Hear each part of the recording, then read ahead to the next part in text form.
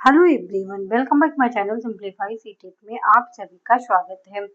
आज की वीडियो में हम लोग देखेंगे दोस्तों प्रीवियस ईयर का क्वेश्चन पेपर 2018 का, जो 18 नवंबर को हुआ था एग्जाम।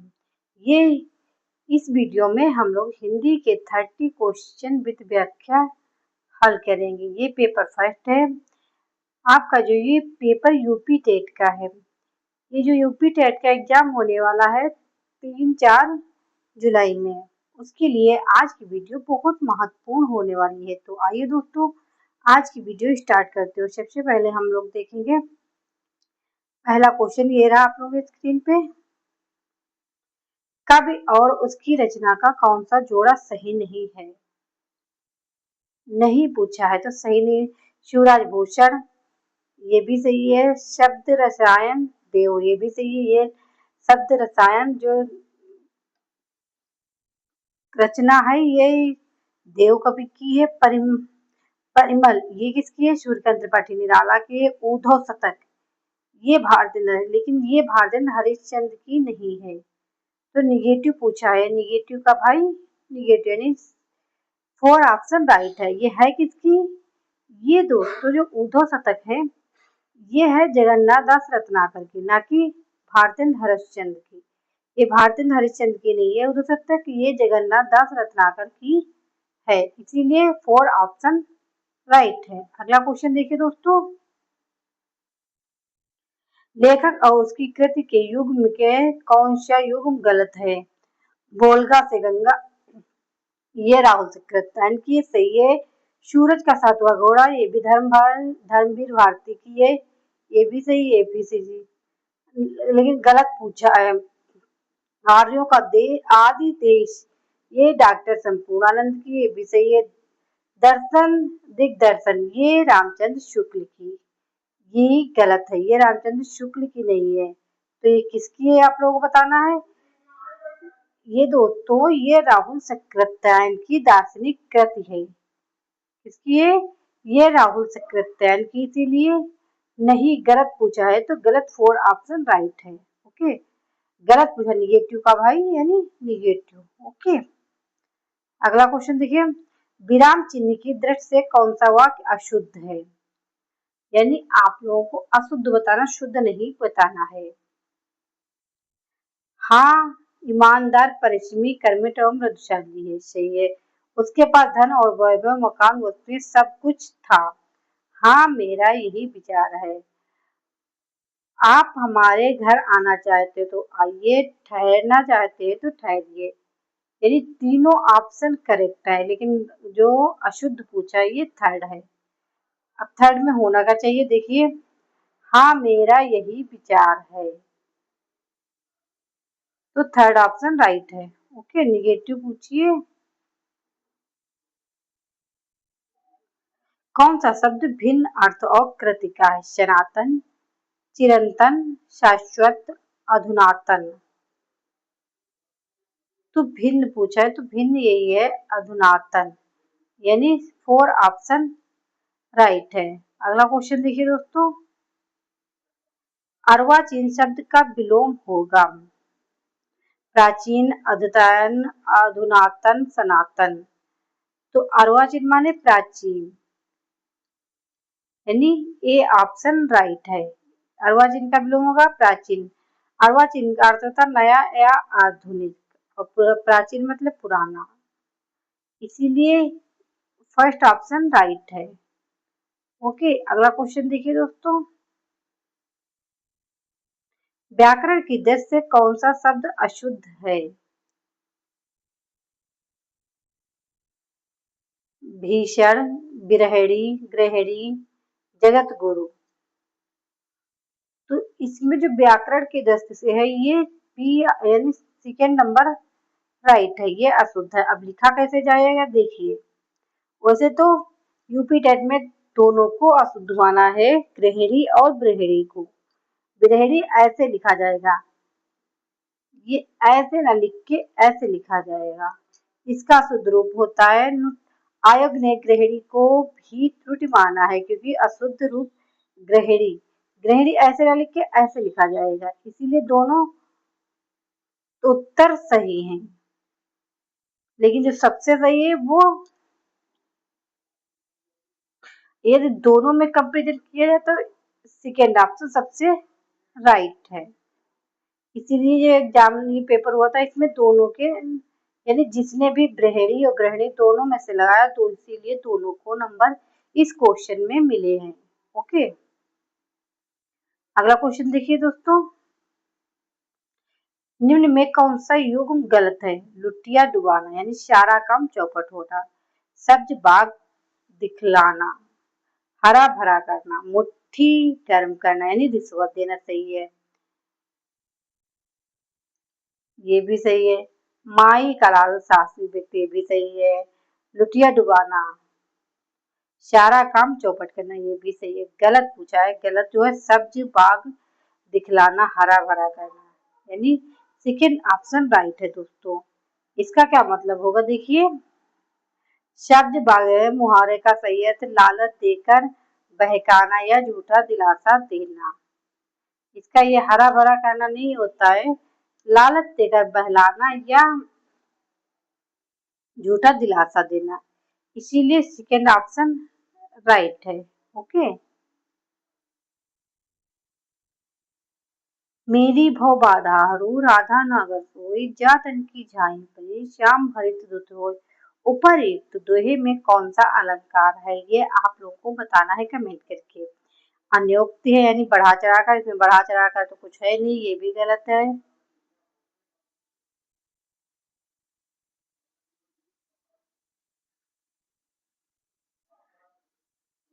यमक भी नहीं है, रूपक भी नहीं, तो बचा क्या? लेते नहीं, दूसरे चिपका हुआ। मेरी भौबाधा राधा नागर सोई जातन की झाई पे श्याम हरित धोए, यानी थर्ड ऑप्शन राइट है। अगला क्वेश्चन देखिए, गौशाला में कौन सा समास है? तत्पुरुष, द्वंद्व, बहुब्री, द्विगु। देखिए द्वंद्व भी नहीं है, यानी डय और का इसमें कोई बहुब्री नहीं है, द्विगु भी नहीं है, बचा क्या? तत्पुरुष। द्विगु में क्या होता है? संख्यावाचक। बहुब्री में ना कि द्वंद्व। बच्चा क्या? तत्पुरुष। तो तत्पुरुष राइट ऑप्शन है, यानी फर्स्ट ऑप्शन राइट है दोस्तों। अगला क्वेश्चन देखिए, देशभक्ति में कौन सा समास है? द्वंद्व, कर्मधारय है, तत्पुरुष, द्विगु। देखिए दोस्तों, ये आप लोगों पर कमेंट करना जरूर है कि इसमें राइट ऑप्शन क्या होगा, क्योंकि प्रैक्टिस करना बहुत जरूरी है, बिना प्रैक्टिस के कुछ भी नहीं होता। देशभक्ति में जो समास है दोस्तों वो तत्पुरुष समास है। आप लोग समास पूरे एक बार जरूर रिवाइज करना। इसका समास विग्रह देश की भक्त, देश के लिए भक्त, जो कि संप्रदान तत्पुरुष का उदाहरण है। ओके, इसका संधि विच्छेद भी कभी कभी पूछ लिया जाता है। आप देखिए गद्यांश, आप लोगों को ये गद्यांश पढ़कर एक क्वेश्चन देने हैं, नीचे दिए गए गद्यांश को पढ़कर पूछे गए प्रश्नों के उत्तर दीजिए। सबसे पहले क्या करना है दोस्तों, आप लोगों को गद्यांश एक बार पढ़ लेना है।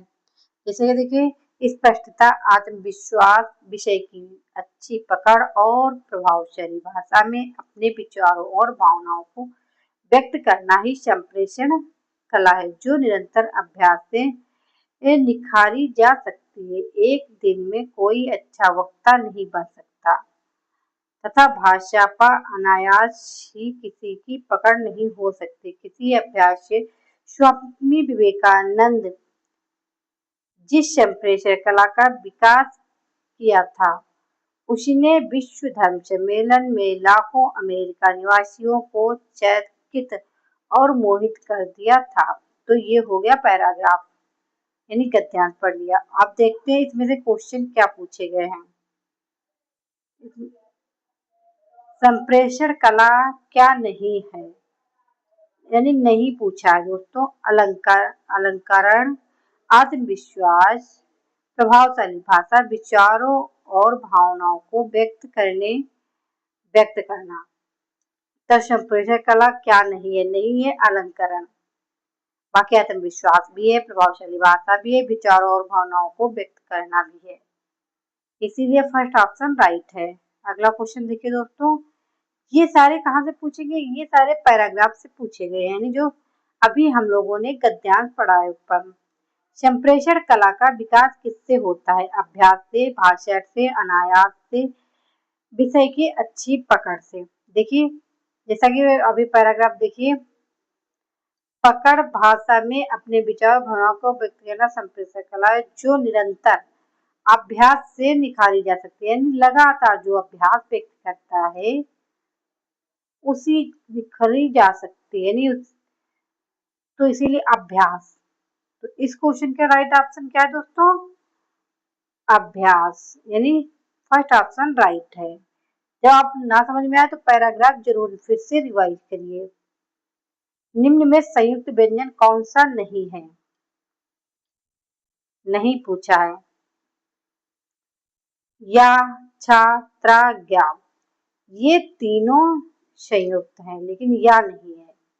या ऊष्म व्यंजन के अंतर्गत आता है, यार अलावा। यानी फर्स्ट ऑप्शन राइट है। जैसा कि मैंने बताया था ये अंतस्थ व्यंजन है या, जबकि जो ऊष्म व्यंजन कितने होते हैं? 4 होते हैं। का सा मिला के क्या त्रा बनता है? छा, छा कैसे बनता है? का और शा मिला के।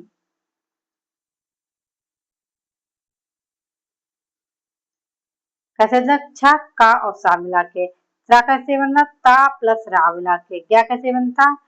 जा प्लस ज्ञा। तो इसीलिए ये तीनों क्या है? संयुक्त है। ये क्या है दोस्तों? ये अंतस्थ व्यंजन है, जैसा कि मैं ऊपर बता चुकी हूँ आप लोगों को। इसीलिए फर्स्ट ऑप्शन राइट है। मृत्युंजय पद में कौन सा समास है? दिगु, कर्मधारय, बहुब्रीहि, द्वंद्व। तो मृत्युंजय,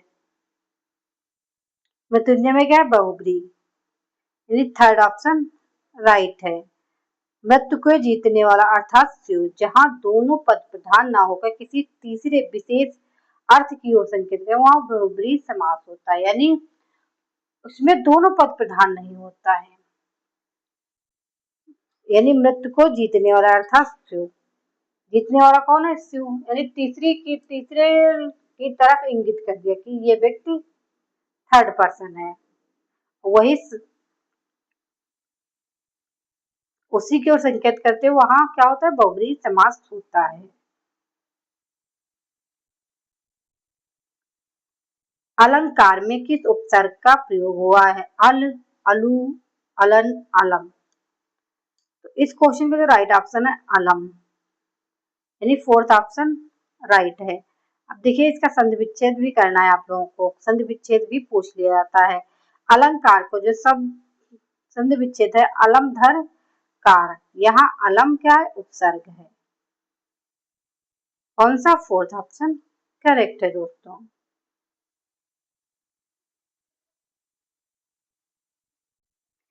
यह पुस्तक किसकी है? में रेखांकित शब्द यह, यानी रेखांकित शब्द कौन है? यह। का पद परिचय दीजिए। सर्वनामी विशेषण है, पुस्तक विशेष से, एक वचन स्त्रीलिंग है। सर्वनाम एक वचन स्त्रीलिंग है, गुणवाचक विशेषण है, एक वचन, संबोधन अव्यय है। तो इसमें अव्यय का कोई मतलब नहीं है, इसका भी न स्त्रीलिंग है। तो बचा क्या? सर्वनामी विशेषण है, पुस्तक क्या? विशेष से, एक वचन स्त्रीलिंग, इसीलिए फर्स्ट ऑप्शन राइट है दोस्तों। विश्लेषण शब्द का विलोम होगा विवेचन, संश्लेषण, व्याख्या, विभाजित। विश्लेषण क्या क्या होता है? संश्लेषण ये तो सबको पता है, इसमें कुछ बताने वाली बात ही नहीं।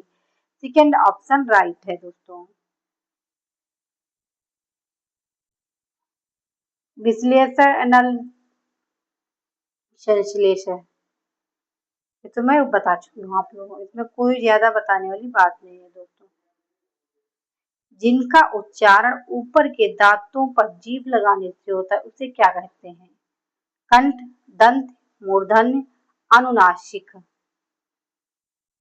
तो देखिए जब आप लोग कुछ ना समझ में तो उसे बोल के एक बार जरूर देखिए। तो इस क्वेश्चन का राइट ऑप्शन है दंत। अब दंत में अक्षर कौन कौन से आते हैं देखिए आप लोग। ता वर्ग आता है, कौन सा? ता वर्ग। ता, था, दा, धा, ना और लाशा का उच्चारण जीभ के ऊपर के दांतों से इस पर कराकर होता है, इन्हें दंत वर्ण कहते हैं। इसीलिए सेकेंड ऑप्शन राइट है। ओके। निम्नलिखित में से ऊष्म व्यंजन कौन से हैं? शा शा शा, ये क्या है? आबाशा, छा छा छा, यारा। ऊष्म पूछा दोस्तों। शा शा शा। अंतस्थ कौन है? यारा। ये अंतस्थ आता है, ये ऊष्म आते शा शा, यानी फर्स्ट ऑप्शन राइट है। अत्यधिक का विलोम क्या होगा? अत्यल्प, अत्यधिक, अनाधिक, अनधिकृत, अनधिन। तो अत्यधिक का जो विलोम होता है दोस्तों वो अत्यल्प होता है, यानी फर्स्ट ऑप्शन करेक्ट है। रित का विलोम क्या होगा? अनरत, वक्र, विक्रीड, अनैक्य। तो रित का होगा वक्र, यानी सेकेंड ऑप्शन। जो ऋतु का होगा अनर्थ, यानी फर्स्ट ऑप्शन करेक्ट है दोस्तों। ओके। संकल्प शब्द में उपसर्ग बताइए। शम, शक, सन, संक। शम धन कल्प, यानी शम फर्स्ट ऑप्शन राइट है। उपसर्ग तो बताने में कोई ज्यादा दिक्कत है, जो मूल शब्द के पहले लगता है उसे उपसर्ग कहते हैं, जो बाद में लगता है उसे प्रत्यय बोलते हैं दोस्तों। ओके। और संकल्प का संधिविच्छेद देखिए, शम धन कल्प, जैसा कि मैं अभी ऊपर आप लोगों को बता चुकी हूँ। ओके, यानी फर्स्ट ऑप्शन करेक्ट है। मुझसे खड़ा भी नहीं, मुझसे खड़ा भी हुआ नहीं जाता, इस वाक्य का वाच्य होगा भाववाच्य, कर्मवाच्य, कृत्यवाच्य, अन्य। यानी इससे कोई दिखा नहीं सकते या किसी को नहीं, केवल महसूस कर सकते हैं, इसीलिए भाव, यानी भाव प्रकट हो रहा है। First option right. मुझसे खड़ा भी नहीं हुआ, मुझसे चला भी नहीं जाता, मुझसे लेटा भी नहीं जाता, ये सब क्या है? भाववाच्य के अंतर्गत आते हैं। तद्भव और उसके तत्सम का कौन सा मेल गलत है? लौंग, रवड़, आत, आत्र, लुनाई, लवणता, आयुष, आदेश। तो इसमें गलत पूछा है दोस्तों, तो गलत से थर्ड ऑप्शन करेक्ट है। लेखक और उसकी रचना का कौन सा जोड़ा गलत है? तो आप लोगों को गलत बताना है। संस्कृत के चारित्र्य ये रामधारी सिंह दिनकर की, ये तो सबको पता है। रसज्ञ रंजन आचार्य महावीर प्रसाद द्विवेदी, स्कंद गुप्त, लक्ष्मी नारायण, ये लक्ष्मी नारायण की नहीं है। अशोक के फूल आचार्य जय प्रसाद द्विवेदी, ये तीनों करेक्ट हैं, लेकिन गलत पूछा है। अब गलत इसमें क्या है दोस्तों? ये किसकी है? ये स्कंद गुप्त जो नाटक है दोस्तों, ये जयशंकर प्रसाद का है। ओके, इसीलिए थर्ड ऑप्शन करेक्ट है। देखिए, ये भी पता चल गया आप लोगों को, स्कंदगुप्त नाटक किसका है? जयशंकर प्रसाद का फेमस नाटक है। जब आप लोगों को टाइम मिले तो एक बार जरूर पढ़ना इसे। प्रागैतिहासिक में किस उपसर्ग का प्रयोग हुआ है? तो इसमें ज्यादा कुछ बताने वाली बात नहीं है, फर्स्ट ऑप्शन करेक्ट है। प्राग। देखिए, इसका संधि विच्छेद भी देख लीजिए। प्रागैतिहासिक का संधि प्राग धन ऐतिहासिक होता है। इसमें जो संधि है दोस्तों, ये व्यंजन संधि के नियम से का गा हो जाता है। इसमें संधि कौन सी है? व्यंजन संधि है। ओके।